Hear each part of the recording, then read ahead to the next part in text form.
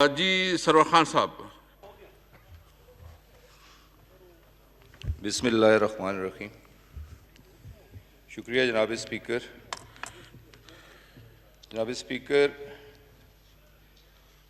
एक दर्दनाक वाक़या जो 22 मई जुम्मतुल विदा के दिन वकूअ पज़ीर हुआ, जिसमें PIA का एक जहाज़ जो 1:15 पर लाहौर से उड़ा और 2:45 पे कराची एयरपोर्ट के करीब हादसे का शिकार हुआ, जिसमें 99 पैसेंजर सवार थे।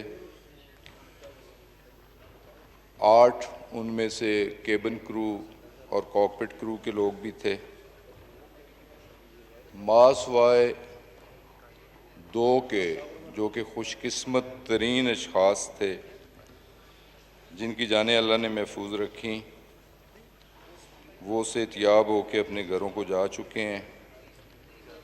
97 की शहादतें हुई। हमने उसी रात इंक्वायरी बोर्ड तश्कील दिया, जो एयरफोर्स के 3 सीनियर तरीन और चौथे सिविल एविएशन अथॉरिटी के एक सीनियर तरीन अफसर थे। ये बोर्ड उसी दिन शाम को नोटिफाई होते ही रात कराची पहुंच गया और रात ही से उसने अपनी इंक्वायरी का आगाज़ कर दिया। जनाब स्पीकर, बदकिस्मती से ये पहला वाक़या नहीं है। पाकिस्तान मर्ज़ वजूद पे आने से 72 साल हो चुके हैं। इन 72 सालों में 12 वाक़यात हुए और इन 12 वाक़यात की कभी भी बर वक्त ना कोई इंक्वायरी हुई, ना उसकी रिपोर्ट आई, ना पब्लिक हुई, ना लोग जान सके कि इस हादसे की वजूहात क्या थीं, इसके ज़िम्मेदार कौन लोग थे और आया उन ज़िम्मेदार लोगों के ख़िलाफ़ कोई एक्शन हुआ या नहीं। ये तशनगी उन मरने वालों के लवाकिन के दिलों में हमेशा जारी रही। तो मैं ये बताते हुए, गो ये अफसोसनाक वाक़या है, लेकिन ये बताते हुए खुशी हो रही है कि प्राइम मिनिस्टर ऑफ पाकिस्तान की हदायत पर, उनकी खुसूसी दिलचस्पी पर, हालांकि कोरोना जैसी मूजी मर्ज भी मौजूद, ट्रैवलिंग के और काम करने के SOPs भी मौजूद, लेकिन तमाम चीज़ों को बलाए ताक रखते हुए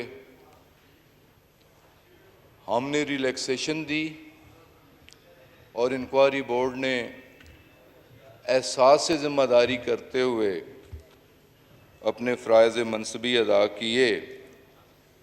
रात दिन एक किया, जाए वाक़या पे पहुँचे, तमाम मलबे का मुआयना किया। और मीनवाइल ये भी बताना चाहता हूँ कि 22 का वाक़या और 26 तारीख को फ्रांसीसी टीम, इंक्वायरी टीम, जो मुश्तमिल थी एयरबस मैन्युफैक्चरर के लोगों पे,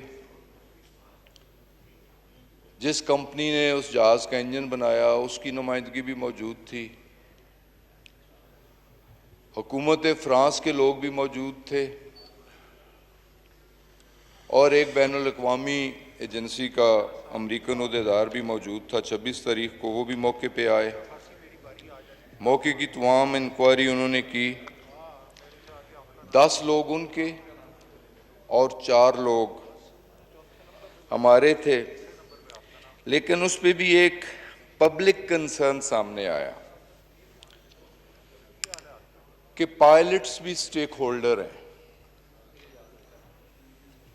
और इस इंक्वायरी बोर्ड में पायलट्स की नुमाइंदगी नहीं। तो हमने इस इन्वेस्टिगेटिंग बोर्ड को इनलार्ज किया, बढ़ाया, उन्होंने कॉप्ट किया जिसको उनके पास इख्तियार था।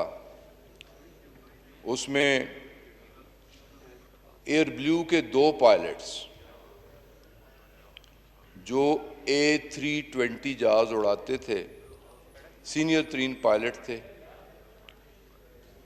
उन्हें भी उस इंक्वायरी बोर्ड में शामिल किया गया।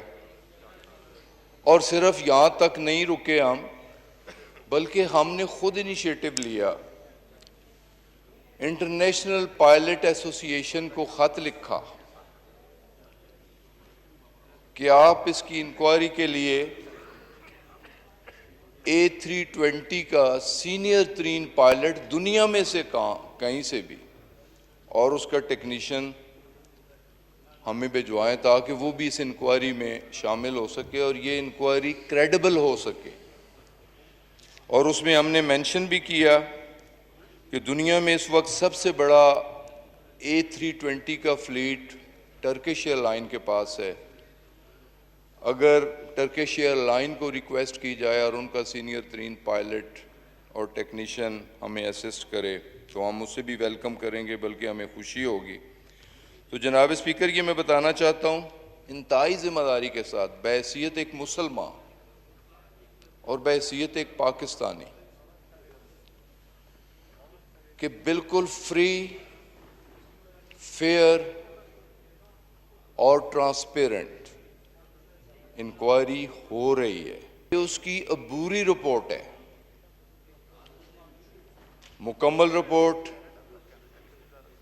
यहां तो 6-6 साल रिपोर्ट्स मुकम्मल नहीं आ सकी, लेकिन मुकम्मल रिपोर्ट वो भी इस मुअज़्ज़ज़ ईवान के सामने भी कमिट कर रहा हूं और इस कौम के साथ भी कमिट कर रहा हूं कि इंशाअल्लाह ताला ये अबूरी रिपोर्ट है जो आज हम पेश कर रहे हैं।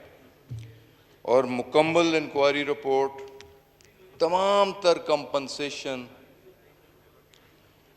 क्योंकि ये जहाज बैनुल अक़वामी इंश्योरेंस कंपनी के पास इंश्योर है, और वो कंपनसेशन चाहे हादसे में शहीद होने वाले उनके लवाहिकीन तक, या जिन घरों पे ये जहाज गिरा है उसका भी हमने सर्वे करवाया है। 29 घर ऐसे हैं जो डैमेज हुए हैं, मुकम्मल तौर पे तबाह हुए हैं या डैमेज हुए हैं, उसके सर्वे भी हो चुके हैं, एस्टीमेट्स हो चुके हैं। इंशाअल्लाह ताला उनकी कंपनसेशन भी होगी। और फॉर द टाइम बीइंग उनके रहायशी इंतजामात किए गए हैं। गवर्नर सिंध, PIA और सिविल एविएशन अथॉरिटी उन्हें लुक आफ्टर कर रही है, और उन ख़ानदानों को रहायश के लिए जगह भी फराहम की गई, और साथ ही साथ कुछ रुकूमात भी किराए के लिए फराहम की जा रही हैं। तो कहने का मकसद, कोई किसी को कंपनसेट नहीं कर सकता, कंपनसेट करने वाली वो पाक ज़ात ही है। लेकिन इन नामसायद हालात के बावजूद हद्दुल वसा कोशिश करके तमाम फैमिलीज़ को कंपनसेट किया जा रहा है। जितने बदकिस्मत लोग शहीद हुए हैं उन्हें भी कंपनसेशन जो न होने के बराबर 10 लाख फ़ी कस के हिसाब से 90 लोगों को वो भी अदा कर दी गई। और ज़मीन पर जिन घरों में जहाज़ गिरा वहाँ भी एक बच्ची शहीद हुई, 2 ज़ख्मी हुई, उनको भी कंपनसेट कर दिया गया। लेकिन जनाब स्पीकर, असल कंपनसेशन मैं तो समझता हूँ उन फैमिलीज़ को तब होगी कि उन्हें सही सूरत हाल से आगाही हासिल हो कि वाक़या में गलती किसकी थी, कोताही किसकी थी, ज़िम्मेदार कौन है, और आया असल ज़िम्मेदारों के ख़िलाफ़ कोई कार्रवाई भी होती है या नहीं।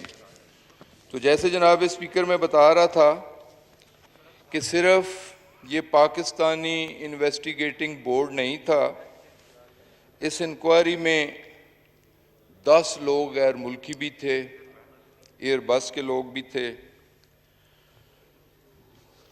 हुकूमत फ्रांस के लोग भी थे, उनकी एविएशन इंडस्ट्री के लोग भी थे। और 2 अहम एविडेंसेस, एक DFDR होता है, डाटा रिकॉर्डर, कि जो एक्शंस जहाज में होते हैं, उसका लैंडिंग गियर डाउन करना है, अप करना है, उसे थ्रॉटल देना है, थ्रॉटल कम करना है, या जो भी एक्शन जहाज के अंदर होते हैं,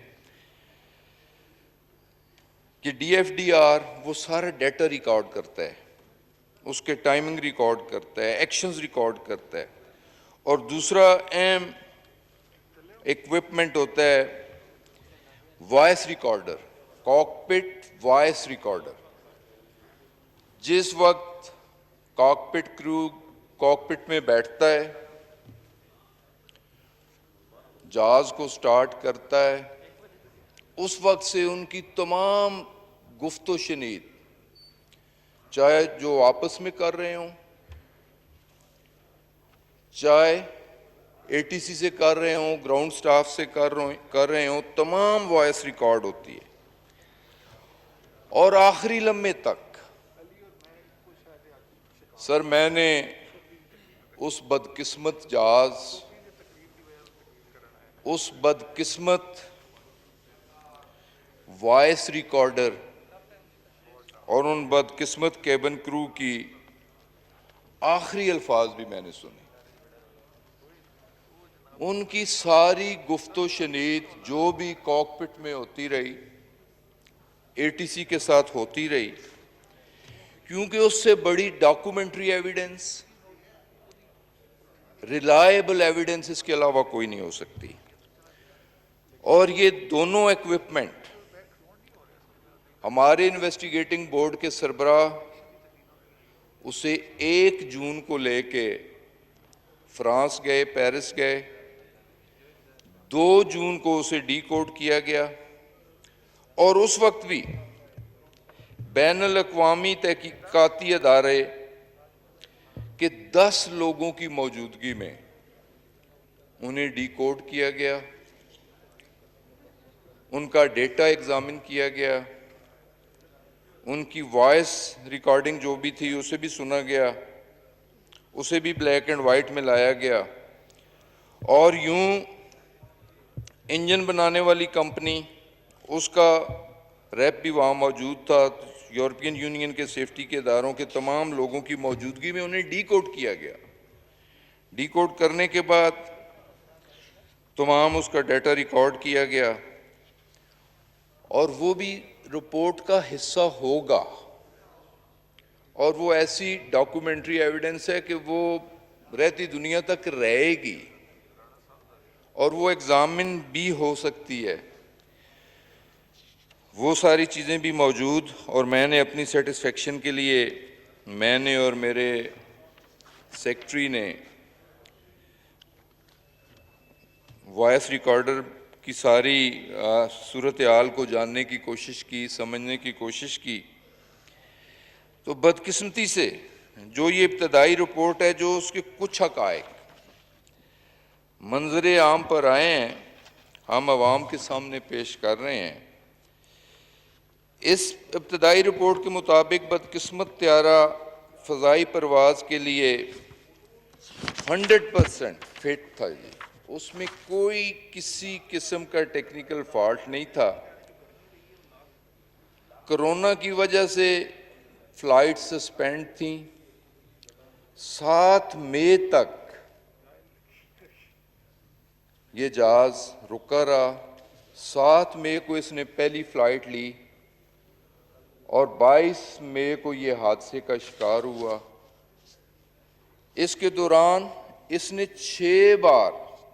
6 मरतबा कामयाब परवाज़ें मुकम्मल की थीं, और 5 परवाज़ें लाहौर से कराची और कराची से लाहौर वापसी के लिए थी और एक परवाज़ शारजा के लिए थी। दोनों पायलट, कैप्टन और मुआवन पायलट तजर्बेकार थे, तिब्बी तौर पर परवाज़ उड़ाने के लिए फिट भी थे। इब्तदाई तहकीकात के मुताबिक, जिसकी रिपोर्ट की कॉपी मेरे पास मौजूद है और मैंने अभी आपकी खिदमत में पेश भी करनी है, इसके मुताबिक पायलट ने फाइनल अप्रोच पर किसी तकनीकी खराबी की निशानदेही नहीं की। जब वो लैंडिंग पोजीशन में आया तो उसने किसी किस्म की जहाज में तकनीकी खराबी की निशानदेही नहीं की। रनवे से 10 मील के फासले पर जहाज को तकरीबन 2500 फुट की बुलंदी पर होना चाहिए था, जबकि इब्तदाई तहकीकात के मुताबिक और रिकॉर्ड के मुताबिक जहाज उस वक्त 7220 फुट की बुलंदी पर था। सर, ये एक पहली इर्रेगुलरिटी थी।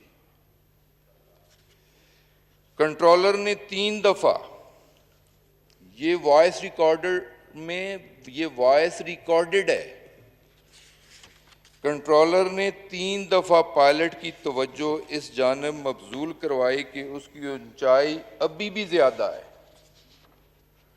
और पायलट से कहा गया कि लैंडिंग ना करें, लैंडिंग पोजीशन ना लें और एक चक्कर और लगा के आए। लेकिन इसके बावजूद पायलट ने कंट्रोलर की हिदायत को नजरअंदाज किया। इब्तदाई तहकीकात के मुताबिक, और ये डेटा एंट्री रिकॉर्डर जो है सर, उसमें भी रिकॉर्डेड है कि रनवे से 10 नॉटिकल माइल्स के फासले पर जहाज के लैंडिंग गियर खोले गए। ये रिकॉर्ड में है कि जहाज के लैंडिंग गियर खोले गए। लेकिन एक बात समझ से बालातर है कि जब जहाज 5 नॉटिकल माइल पे पहुंचता है तो लैंडिंग गियर फिर ऊपर कर लिया जाता है। ये भी डेटा रिकॉर्डर में ये एंट्री और ये एक्शंस कि 10 नॉटिकल माइल्स पर लैंडिंग गियर खोले गए और 5 नॉटिकल माइल्स पर जहाज के लैंडिंग गियर ऊपर कर दिए गए। जहाज जब लैंडिंग के लिए आया तो उसे रनवे पर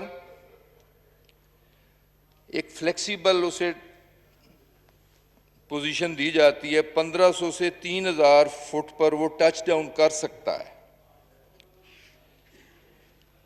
जहाज की रनवे की टोटल लेंथ होती है 11,000 और 1500 से 3 के उसके स्टार्टिंग पॉइंट पे 1500 से लेके 3000 तक वो टच डाउन करना चाहिए, असूलन जो गाइडलाइंस दी गई हैं।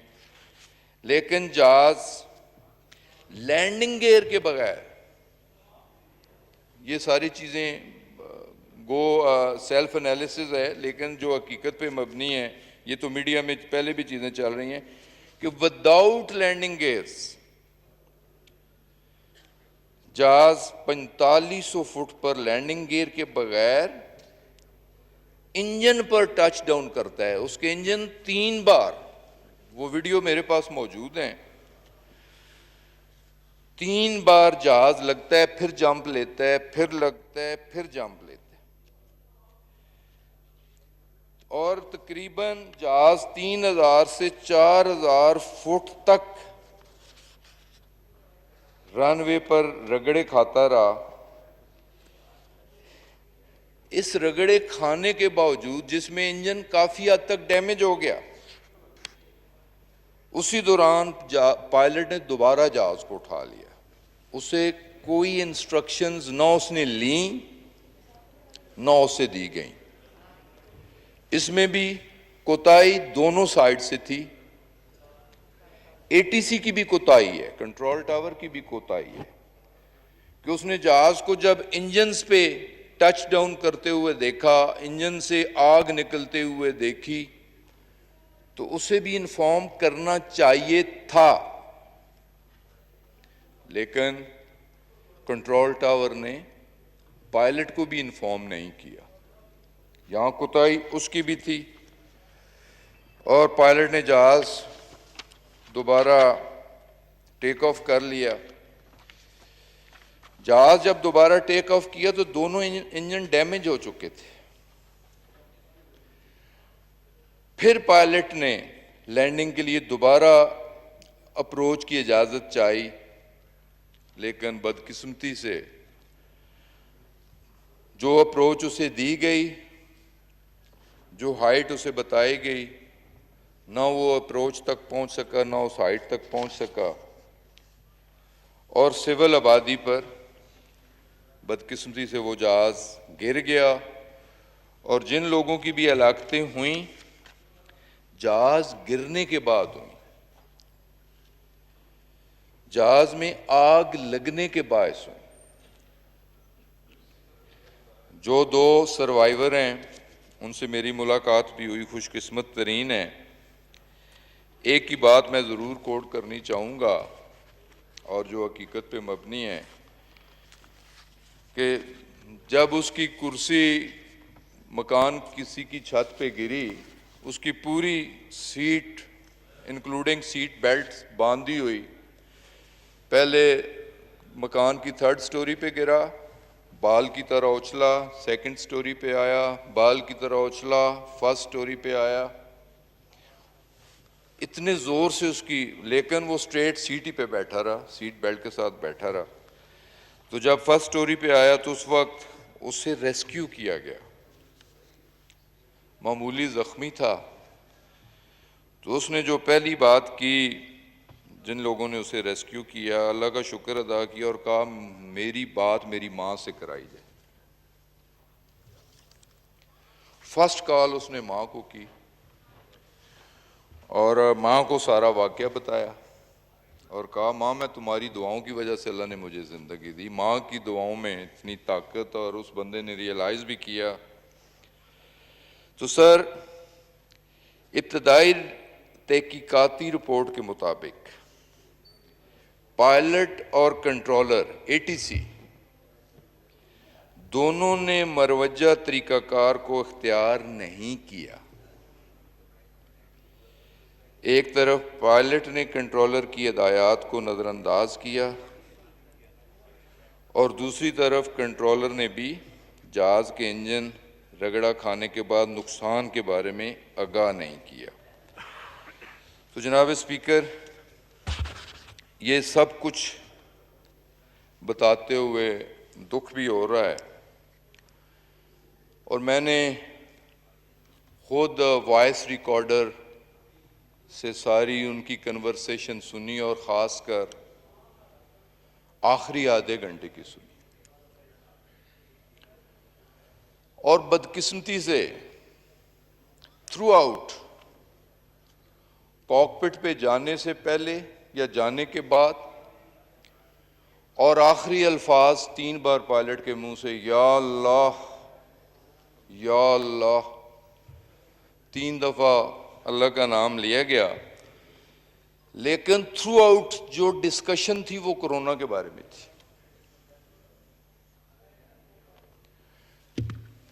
पायलट और को पायलट फोकस्ड नहीं थे,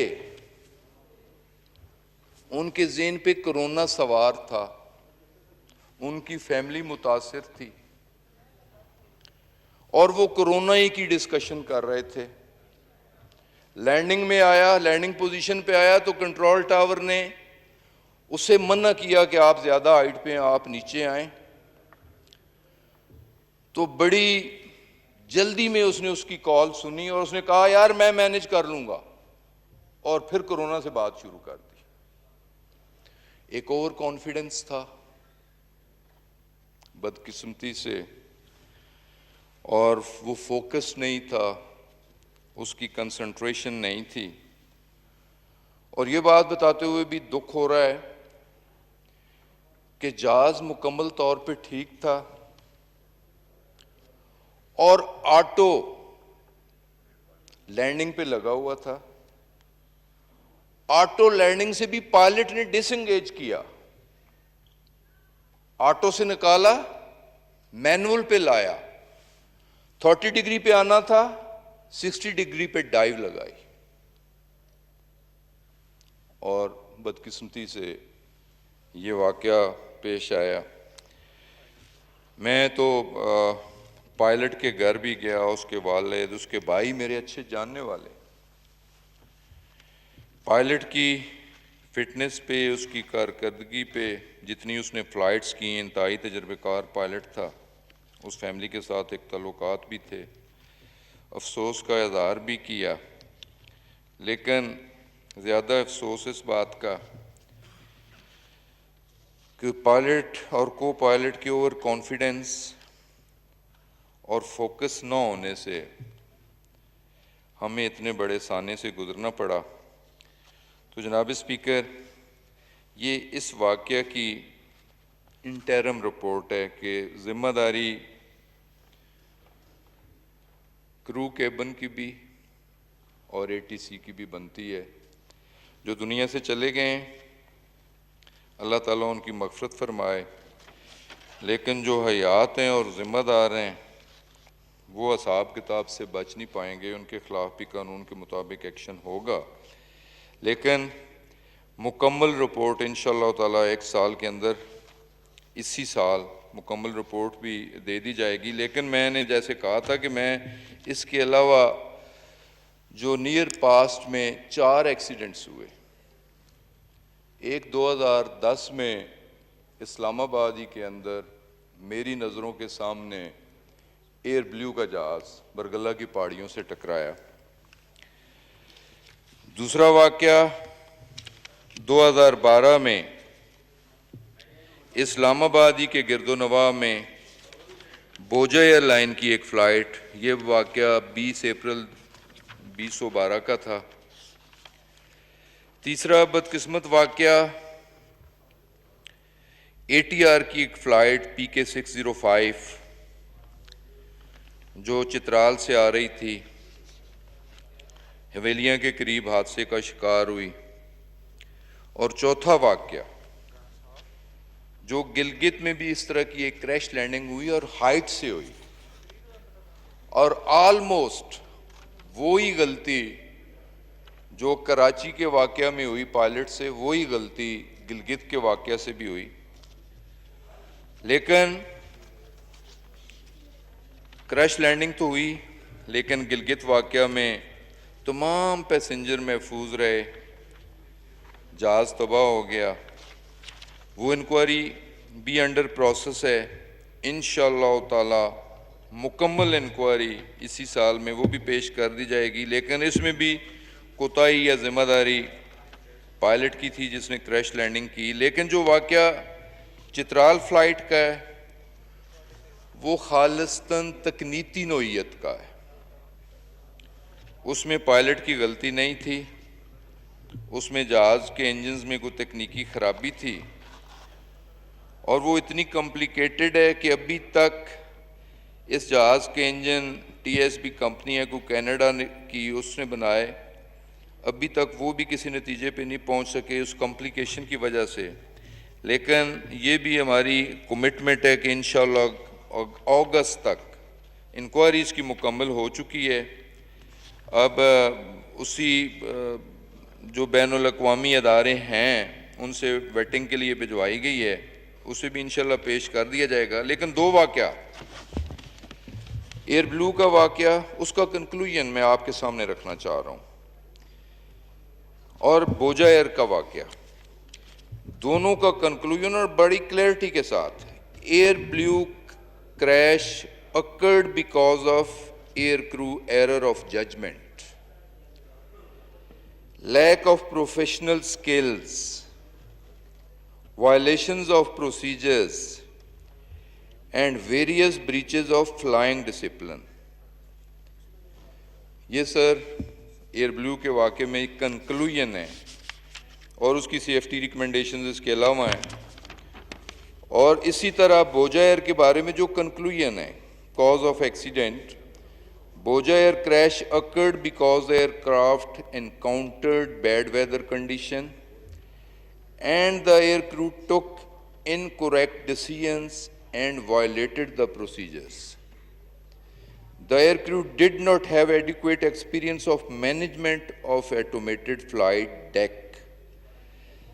Their competence skill level lagged, and the operator, Boja Air, had inadequate system of training, monitoring of performance of the air crew. Sir इसमें भी कोई गलती थी, वायलेशन थी, सुस्ती थी, मिसमैनेजमेंट थी। ये दोनों हादसे जो इस्लामाबाद के गिरदोनवा में हुए, पहले हादसे में 152 लोग शहीद हुए, दूसरे हादसे में 127 लोग शहीद हुए, और ये दोनों जहाज़ों का क्रैश भी पायलट्स की गलती की वजह से हुआ। सर ये सारी रिपोर्ट्स थीं और साथ रिकमेंडेशंस भी थीं। इसी बुनियाद पे हमने पायलट्स के बारे में जानना चाहा कि दुनिया में और भी एयरलाइंस हैं, जैसे दुनिया की बड़ी एयरलाइन एमिरेट्स एयरलाइन है, 300 जहाज़ों पे मुश्तमिल उसका फ्लीट है, 280 जहाज़ों पे। टर्किश एयरलाइन है, 300 जहाज़ों पे मुश्तमिल उसका फ्लीट है। नॉट अ सिंगल एक्सीडेंट, कोई ऐसी रिपोर्टेड एक्सीडेंट एक लैंडिंग में हुआ एमिरेट्स का दुबई में, लेकिन उसमें भी कोई ज़ख्मी या उस कैजुअल्टीज़ नहीं हुई। तो सर हमने इस पे जब ये सारी चीज़ें देखी तो कहा कि थोड़ा पायलट्स को भी चेक कर लिया जाए। ये सर दुख के साथ ये बात बतानी पड़ती है, चीफ जस्टिस ऑफ पाकिस्तान ने भी एक सुओ मोटो एक्शन लिया था और उसमें उन्होंने कहा था, हुक्म दिया था कि पीआईए के बारे में कि पीआईए के एम्प्लॉयज़ की डिग्रियां चेक करवाई जाए। एम्प्लॉयज़ में उनकी एडमिनिस्ट्रेशन भी शामिल थी, उनके पायलट्स भी शामिल थे, ग्राउंड हैंडलर, मैकेनिक्स, टेक्निकल लोग वो भी शामिल थे, और बहुत सारे लोगों की, हो सकता है मैं एग्जैक्ट फिगर्स बताऊं तो उसमें कोई गलती ना हो जाए, लेकिन 4 पायलट्स जिनकी डिग्रियां जेली निकली। ये बदकिस्मती है हमारे मुल्क की। जेली डिग्रियां सियासतदानों पे भी, सरकारी एहलकारों पे भी, और अफसोस के साथ कहना पड़ता है कि हमारे अदारों में भी। और सबसे दुख की बात है कि अदारों में भी मेरिट डीमेरिट नहीं देखा जाता। भाई अगर भर्ती किसी को कराना है तो उसकी डिग्री, उसकी क्वालिफिकेशंस तो प्रॉपर होनी चाहिए, जो कि नहीं थी, उनके खिलाफ एक्शन लिया। लाइसेंसेस के बारे में एक बात तो मैं दावे के साथ अवामुन्नास के साथ ताल्लुक़ है कि more than 90% licences, driving licences, वो LTV हो या HTV हो, ड्राइविंग लाइसेंस किसी इम्तहान देने की ज़रूरत नहीं है, पैसे दो और लाइसेंस मिल जाता है। ये 90% लाइसेंसेस इसी तरह। और 50 साल प्रैक्टिकल लाइफ में मैंने आज तक किसी एक्सीडेंट में किसी ड्राइवर को सजा होते हुए नहीं सुना, नॉट अ सिंगल। 10 बंदे मारो, 20 बंदे मारो, 50 बंदे मारो, कोर्ट से बरी होके आ जाओ। सर बदकिस्मती से ये कुछ, अगर एक पायलट जो कई 100 इंसानी जानों को लेके हवा में उड़ता है वो क्वालिफाइड नहीं है, उसे भी सियासी बुनियादों पर भर्ती करवाया जाता है, उसका लाइसेंस भी फेक होता है। कितने दुख की बात है, ये बताते हुए मुझे दुख हो रहा है, बीइंग पाकिस्तानी दुख हो रहा है कि इसका इंपैक्ट क्या होगा जो बात मैं करनी चाह रहा हूं। जो बात मैं करनी चाह रहा हूं, इसका इंपैक्ट क्या होगा। सर, पाकिस्तान में टोटल 860 एक्टिव पायलट्स हैं, जिसमें PIA भी है, ब्लू भी है, सरीन भी है, एक्स शाइन एयरलाइन के भी हैं और कुछ चार्टर प्राइवेट क्लब्स के भी हैं। लेकिन दुख के साथ बताना पड़ता है, ये इंक्वायरी जो हमने फरवरी 2019 को शुरू की, एक हाई लेवल की इंक्वायरी बोर्ड बनाया, ग्रेड 22 का ऑफिसर उसे हेड कर रहा था। तो 860 पायलट्स के एग्जामिनेशन के उन्होंने पेपर दिए, कैसे कैसे दिए, तो उनमें से 262 ऐसे पाए गए कि उन्होंने खुद एग्जाम नहीं दिया, उनकी जगह किसी ने एग्जाम दिया। पैसे जैसे होता है आम आदमी के लिए होता है कि पैसे दे के एक डमी कैंडिडेट बिठा दिया जाता है। सर, इससे बड़ी बदकिस्मती इस मुल्क की और क्या होगी, अदारों की बदकिस्मती क्या होगी। अदारों को पॉलिटिसाइज तो किया गया, अदारों में मेरिट की धज्जियां तो उड़ाई गई, सियासी बुनियादों पे लोगों को भर्ती तो किया गया, लेकिन आंखें बंद करके डिग्रियां भी जेली बनवा के दी गई और जेली लाइसेंस भी बनवा के दिए गए। अफसोस ज्यादा है इस बात का। तो सर, है तो ये दुख की बात, अफसोस की बात और सबसे बढ़ के शर्म की बात कि हम दुनिया को मुंह दिखाने के काबिल नहीं है कि हमारे पायलट्स, जिसमें से 262 आउट ऑफ 860, 30% ऑलमोस्ट, उनके लाइसेंसेस फेक हैं, लाइसेंसेस ठीक नहीं है, उन्होंने एग्जाम्स प्रॉपर नहीं दिए, खुद नहीं दिए, उनका वो फ्लाइंग एक्सपीरियंस नहीं है। तो सर, ये बताना भी जरूरी था इसके साथ ही साथ, और सिर्फ ये बता नहीं रहे, इस पे हमने एक्शन भी शुरू करवा दिया जी, और बिस्मिल्लाह शुरू कर दी है। बिस्मिल्लाह करने के बाद मैं इस मुअज़्ज़ज़ ईवान में आया हूँ। 2 दिन मैंने इसीलिए लिए थे। फर्स्ट फेज में 54 केसेस ऐसे थे जिन्हें हमने 54 में से 28 लोगों को शोकॉज दिए, वो कोर्ट भी गए, लेकिन प्रोसीडिंग्स उनके खिलाफ शुरू हैं। 18 लोगों की पर्सनल हियरिंग शोकॉज के बाद, और 9 पायलट्स ने रोते रोते कन्फेस भी कर लिया कि हमसे ये गलती हुई है, हमें माफ करें। माफ करने वाला अल्लाह है, लेकिन हम माफ करने वाले नहीं, ऐसे लोगों को माफ करने वाले नहीं। तो एक्शन भी हमने शुरू कर दिया है उन तमाम लोगों के खिलाफ। इंशाअल्लाह ताला इसमें कोई सियासत नहीं होगी, कोई पसंद नापसंद नहीं होगी। कोर्ट में भी हम देख रहे हैं, कोर्ट को भी हम फैक्चुअल सूरत हाल बता रहे हैं। इंशाअल्लाह ताला कोर्ट्स भी को भी हालात से आगाही हो गई है, और मैं समझता हूं कि इस इशू को पॉलिटिसाइज भी नहीं होना चाहिए। ये मेरी रिक्वेस्ट है इस मुअज़्ज़ज़ ईवान पे। ये कौमी सलामती का मामला है, ये इंक्वायरी बिल्कुल फ्री, फेयर और ट्रांसपेरेंट इंक्वायरी है। बिला तफरीक ये एक्शन होगा और उन तमाम लोगों के खिलाफ एक्शन होगा। और हमारा ये अज़म है, प्राइम मिनिस्टर इमरान खान का ये अज़म है, जितनी मीटिंग्स उन्होंने PIA पे की हैं, पिछले अदवार में तो PIA को प्राइवेटाइज करने की बात होती थी, उसने बात की है ये रिपोर्ट की कॉपी सर मैं स्पीकर साहब के जी हाँ, लिए, स्टैंडिंग मुअज़्ज़ज़ कमेटी ईवान को। के लिए, और आज डिस्प्ले भी कर दी जाएगी। स्टैंडिंग कमेटी को जाना है, जिस ठीक फोरम है पे जी, भी जाना है, स्टैंडिंग उसकी कमेटी को एग्जामिनेशन भेजते हैं होनी जी है, इस ज़रूर रिपोर्ट, होनी बिल्कुल चाहिए। सही है जी।